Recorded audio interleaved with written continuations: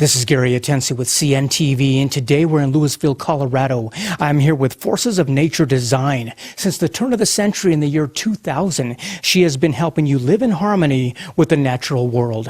I'm here with Gayla Morrison. Thanks so much for joining us here today. Let's start off a little bit about yourself. I mean, you're an artist, a consultant, past professor, teacher. Those are quite a few titles that you have here, and always continuing more. Let me ask you how it is you got involved in learning about holistic design. I mean, that's not really a career choice that I remember back in high school. How is it that you got involved doing this? Well, I think it all started when I was in college back in the 70s. I was in art school, and I had a professor that was teaching a whole course on ancient earthworks and contemporary earthworks, like Stonehenge, things like that. And I just became fascinated studying the history of it and how the cultures use these places for different purposes, for ceremonial purposes, for community gatherings, and how these structures, which were basically artworks, changed their lives of the whole community. And obviously changed your life as well. It really did. That is amazing. I mean, I'm sure we can all basically agree and we understand that the environment or our surroundings affect us. Yet, probably most of us don't even understand what that means. I mean, especially to the level that you do, that you understand. Is that kind of what you find with people? We understand it, but really yet we don't know to what degree. Exactly. Well put. Our environment does affect us. It all comes down to that. And whether it's artwork, whether it's Fung Shui that I do, whether it's taking people on sacred sites trips, it all has to do with the forces of nature and how these environments affect us. And we are forces of nature. So, I mean, you yourself, you're able to take really give a fresh perspective to many projects. You're able to pull from different experiences as well as expertise. One of those is an area that I really never even heard of. I mean, I've heard of geometry before, but I have never heard of geomancy, if I explain that correctly. Tell me what that means. You're not alone. Geomancy. So, geomancy is really one of the oldest professions on the planet. And it comes from the word geo, which is earth, and mancy, which is divination or the study of. So it's the study of earth energies. Wow. So this is, like you said, this is an ancient study, been around for eons of ages, and yet a lot of people don't know about it. So we're talking about different social classes throughout the years have been studying this, many times believing that the earth almost has answers for us. Share with us how dowsing takes place there and what that means to us. Okay, well, dowsing is basically just intuition. It's our intuition. And dowsing, so people can do body dowsing. Okay. And that means you're just sensing something that you're tuning into. And many of us use tools like dowsing rods or pendulums. You've probably seen pictures of the old water witchers that use L rods or even just a branch to look for water. So it's basically detective work and setting your intention on whatever it is you would like to locate, getting yourself in a neutral place, which is really hard when you're attached to something, and going out and finding it, whether it's water, whether it's disturbances in the earth, whether it's an emotional blockage. You can look for anything with dowsing. When people come to you and they want to learn about this training, do they bring these tools with them? They can bring their own, or I have them. Oh, you do provide those as well. I've done many interviews before on acupuncture, which is holistic healing, but I have never heard of earth acupuncture. Share with me a little bit about what that is. Great. I'm glad you asked that question because that's a lot of what I do. So if you know a little bit about acupuncture, the needles are put in places for a reason to either expand certain energies, open them up, or quiet them down if they're too active. And it's the same with earth energies. Different earth energies come from things like underground faults, underground water, and they'll emit things that are harmful to living things like radiation, magnetic fields, and using things like stones or mineral crystals or copper rods. People use all kinds of things. Big standing stones, that's what the standing stones were used for a lot in the cultures over in Europe. I mean, it seems to me that we're always striving to really harmonize with our environment, and many times we do, but when we don't, is there almost kind of a healing that needs to take place between us and the earth many times to bring back that balance? Absolutely. And hence forces of nature. And part of my passion, a huge part of my passion, is teaching people how to have relationships with their spaces, whether that's nature, the earth, Fascinating. the skies, our homes, and to realize that everything is alive and everything came from the earth originally. And to realize that is really powerful. Even a piece of plastic, it's a petroleum product. That is interesting. I've never even heard that concept before. One of the terms that I'm familiar with, I'm sure our viewers are, and that is what is a sacred space. What do you mean when you say sacred space? What a big question. Well, there's a couple of different viewpoints on that. And I'll start with just talking about sacred places that we all recognize, that the culture recognizes, places like I mentioned, like Stonehenge and certain cathedrals. These are places where there's earth energy lines, like I was just speaking about, Sure. that are very powerful, and they've been recognized for thousands of years, and maybe 5,000, 6,000 years ago, maybe somebody would have built a stone circle there to amplify that energy and to honor it and to use it.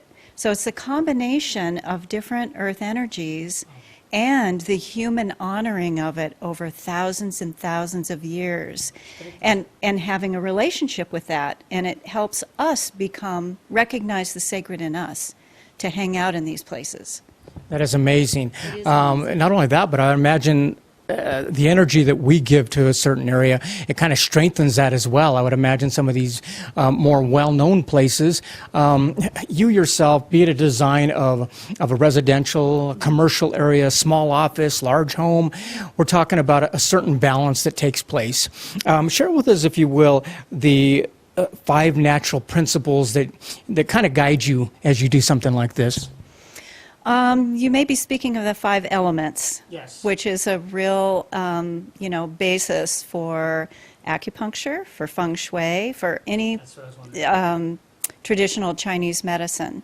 And it all comes from the I Ching, which is one of the ancient books called the Book of Changes. The balancing of the 5 elements, it's earth, water, fire, wood, Okay. and metal.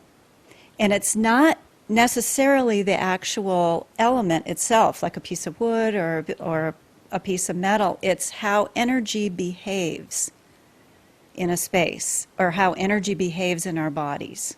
So when somebody is doing acupuncture on you and working on your water meridian, it's how that kidney meridian behaves in your body. And it's the same with spaces and certain colors, shapes,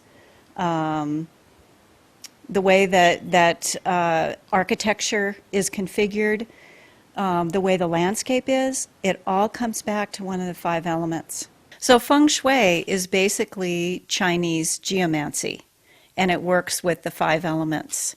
It all goes back to the I Ching, like I said before, and balances these energies and the way they behave in the environment and how they relate to us as humans. That is amazing. I mean, even walking into the space like here, there's a certain energy, there's a certain feel that people feel, which I think is fascinating.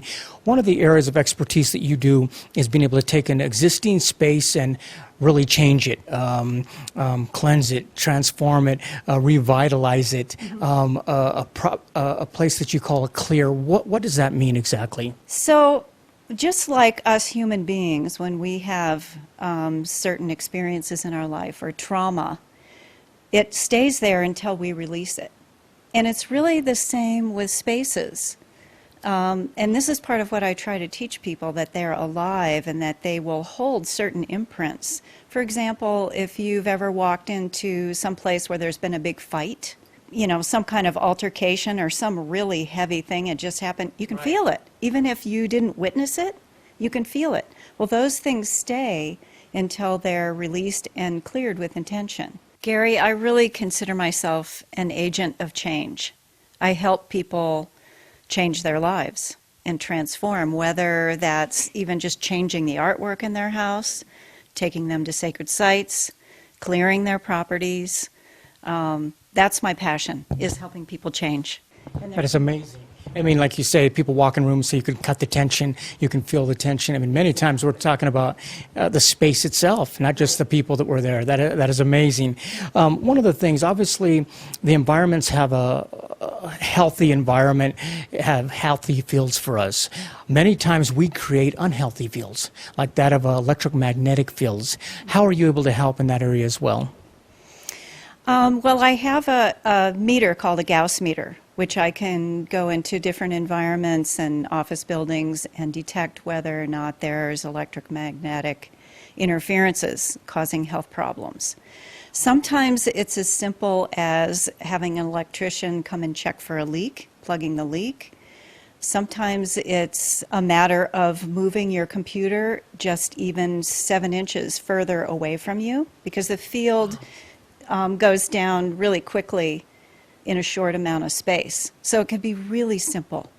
So you're really able to diagnose these geopathic stresses, decide what they are, and then what do you do? Are you able to fix them, mitigate them? What happens there?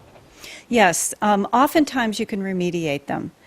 Sometimes if they're too huge, not able to be completely 100%, remediated, and I'll like recommend somebody to work in another room or to sleep in another room if it's really bad under their bed.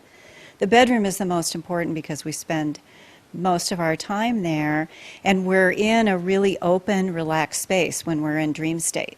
So we're really susceptible to some of these geopathic stresses. Geopathic is pathology. So there are certain earth energies that cause certain sicknesses or exacerbate things like cancer or all kinds of things. You're making me think that probably not the best place to have a fight or an argument is in your bedroom then. For many reasons. For many reasons. Let me ask you this. All of the designs that you create, be it office space, workspace, home environments, basically we're talking about sustainability. Is this something we're starting to see more and more as we realize the impact that we're able to put on the earth? Absolutely. Absolutely. It's really, really important. I mean, if you're living in a place, say you move into a new house and they've just put in carpet and painted with, regular paint, that's going to off-gas for up to 5 years. That's crazy. There's so many products out there that do not off-gas, or maybe they will for 3 days or something. Speaking of moving to a new home, if you will, obviously this will help each one of us individually. What about those that actually work with multiple different properties, like that of real estate people? Are you able to help them as well, as far as referring them as well? As far as referring? Yeah, as far as real estate professionals out there, are they able to basically, let's say they have a property that's not really attracting people like it should be. How are you able to help in that area? Yeah, I do a lot of that. I work with a lot of real estate. Either the real estate agent or the homeowner will call me. If a house has been sitting, first of all, if it's priced right and it looks beautiful and, for all intents and purposes, it should be selling. Nobody can figure it out. Usually it comes around to some kind of stagnant energy, or more often than not, there's an attachment, an emotional attachment from the homeowner or somebody that has lived in that house that is not willing on some level to let go. So not only are our eyes looking around, but actually subconsciously probably our feelings are kind of picking up things that we have no idea about. Right, absolutely. That is interesting. Your services you provide here, you have from the initial conception of a project through to the design to the actual implementation of it. All the aspects, do they begin with a consultation? And is this something you provide for folks on location, or is this done over the phone? Well, both. Gary. So I do a lot of remote work also. I can tune in remotely with floor plans and plot plans, and I interview the client. I may have them take a compass direction, and I kind of work with them over the phone. If they're close, of course, I like to go, and really see the property and interview them and see what's involved and see what what the problem is and what needs to be done. Like you say, with technology, a lot can be done over the phone or even emails. You got photos and these type of things. That's wonderful. Folks, take a look at the bottom of the screen right there. What you're going to see is her website address. First of all, on the website, you can take a look a little bit more at the experiences that she brings to the table. We're talking about a fascination with holistic earth energy, basically something that she shares many different experiences she has out there. Check out the testimonials on the website as well, and you will see what people have to say about her being able to come in and really transform a space, be it an office space or possibly residential, commercial. We have to understand that the environment it really does affect us, even though we don't understand fully what that means. One of the questions I asked you was the sacred space, which you gave an answer for. You now have really branched out into taking it on the road and basically sacred space travel, where you actually go out there and share these great places. Tell me about that. Yes, they're actually closer to a pilgrimage, because it's not as much of a tour. Here's this space, here's the history, here's this, moving along. It's really teaching people how to use their own perception, their own senses, to sense what their relationship is with the place and what they can gain from it, and then bring that back into their homes and lives. And This isn't a show and tell, it's a show and feel. It's a transformational journey is what they are, and they're a lot of fun too. Wonderful. Not only are the sacred spaces many that we know about, some that you're creating, has this been a rewarding occupation for you? Something that really, the fascination is still there for you like it was back at the beginning? It just keeps getting better and better. Really? Yeah. And do you enjoy sharing that with folks as well as educating them and kind of seeing the fascination as they grow as well? The more I do this, the more I want to teach people how to do that themselves, and how important that relationship is to have with their spaces, and how important it is to honor the earth. And what better place to start than in your own home? Wonderful. Viewers, last time, take a look at the bottom of the screen right there. Once again, you're going to see her contact information right there. Basically, like she says, she doesn't have to be down the block to do business with you. She can basically work remotely. She can work in many areas. If you would like to take one of these travels with her, you can see on the website as well. Take a look, and she'll keep you apprised of what travels they have coming up. She can send you out a brochure or a flyer on certain places that you can check out. Once again, that is Forces of Nature Design since the year 2000, basically helping you live in harmony with the natural world. This is Gary Atensi with CNTV, and if you don't know, now you know.